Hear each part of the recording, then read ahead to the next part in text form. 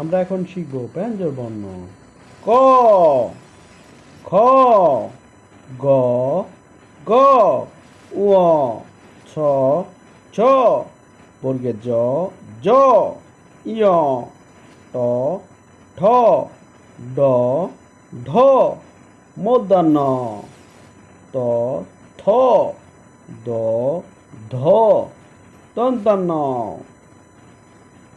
আবার বলছি, ক,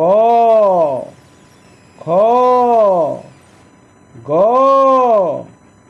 ঘ, ঙ, ছ, ছ, বর্গের জ, জ, ইয়, ট, ঠ, ড, ঢ, মূর্ধন্য, ত, থ, দ, দ, দন্তান্ন।